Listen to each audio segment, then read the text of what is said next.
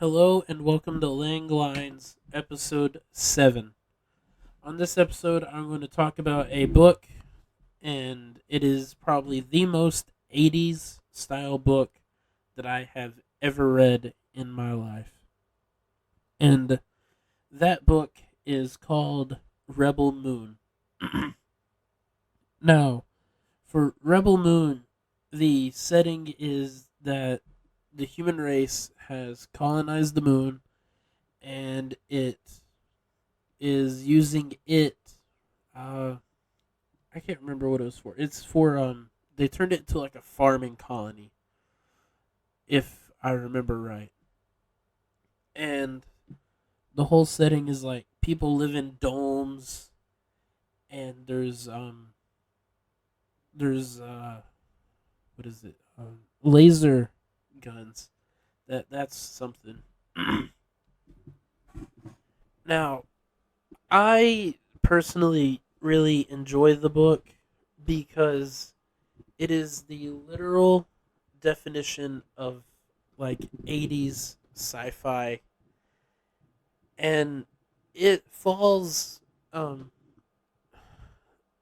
I think it falls under like a campy style of sci-fi, and I think that it deserves more attention than it got. And this is because that it honestly is probably one of the better sci-fi novels that I've ever read. Now, it I think it's kind of like, to me it was based off of like the revolution, and the reason it's based off of the revolution is because they're taxing the fuck out of the moon. And I think that, personally, to me, that's a little silly, but they're taxing the fuck out of the moon. And sorry about that. But they charge them for oxygen, and that's, to me, that is probably the most, uh I don't know, like the weirdest thing to tax people for is oxygen. But we also believe that they will start taxing oxygen if everything starts going downhill on Earth itself. But eventually, a the mayor, it's either mayor or governor of the moon, gets together everybody and addresses what he plans on doing, and then broadcasts it to Earth. And he broadcasts it to everybody on Earth, not just the important people, but everybody. Which to me is probably one of the most ballsy things I've ever seen a side character do. And to make it a little more campy and funny and very, very 80s, the main character of the book is named Dalton Starkiller. So keep that in mind. His name is Dalton Starkiller. So after the Declaration of Independence, I guess, they start they lock down the supply cannons that they had been sending food to Earth with. And that was when everybody on Earth decided that the lunar colonies, as they refer to them in the book, are incredibly serious. So they didn't believe that they were serious until it was way, way too late for them to change their minds. And when they decided that when they decided that they were serious, the Earth pulled together a coalition of special forces and sent them to the moon. But they didn't send them to the moon the way you would think. They sent a small group up to the moon and they hid amongst everybody that was up there. And they had done this preemptively because they had been spying on everybody that was in the important positions on the moon.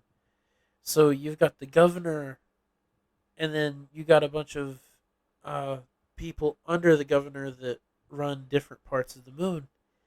And they all came together and elected him president of the lunar colonies after they had won their independence.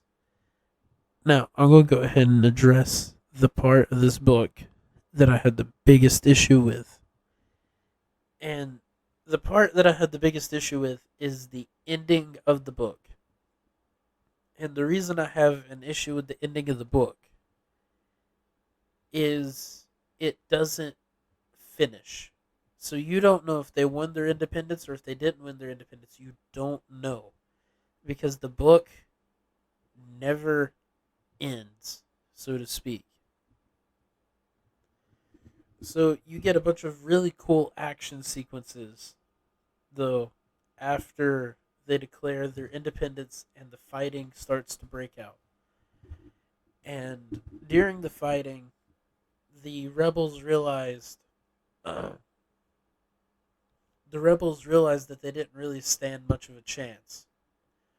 So what they did was they abandoned one of their domes and let the coalition take it over. And after the coalition took it over, they sent a suicide squad back into the dome and they rigged it to go boom. And when it finally did go boom, the blast was so bright that they could see it on Earth. Because each of these colonies are run by a nuclear reactor. So think about that. They they basically live in giant nuclear reactors or on top of nuclear reactors on the moon, and they decided to nuke an entire colony so that they can make a point. Now, the rebels keep getting pushed back and keep getting pushed back and keep getting pushed back. And then eventually they activate a portal. And this is towards the end of the book. They activate a portal that sends them God knows where. It doesn't specify. It does not specify where they go. All it says is there was a green flash. And that is the end of the book. The book ends with there was a green flash. And the reason I don't think that this book gets the credit that it does is I bought it in a fucking dollar store.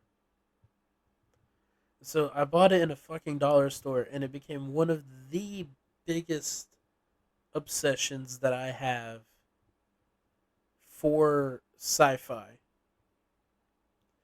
And the guy that wrote the book,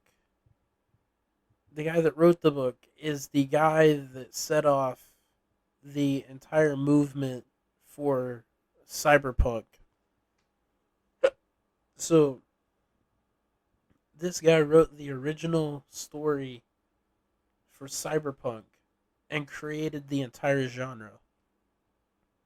And you can still buy it, but he set off the entire cyberpunk genre. And this book, though, I've thought about it, but this book leaves enough opening for people to write to write an ending to the entire thing. And I guess you can interpret where they went and what happened afterwards depending on how you wanted it to go and who you felt was in the right. But it to me it deserves a little more credit. So I recommend that you guys go check it out. It's Rebel Moon and it's based off of a video game. It's based off of a video game by the same name. But if you look up Rebel Moon and then put novel or book, you'll be able to find it. It's not too hard to find. It's probably the only book that I know of by that name, and I also didn't know the game existed until after I read the novel. So I recommend checking it out. Um, this is a short podcast because I didn't have really anything set up for right now. I'm in the middle of reading two books. I'm reading Clash of Kings, which is the second Game of Thrones novel, and I'm reading Horns by Joe Hill. It was recommended to me, and whenever I finish either one, I will come back and make an episode for those. But thank you for your time on this short episode. Uh, have a great day.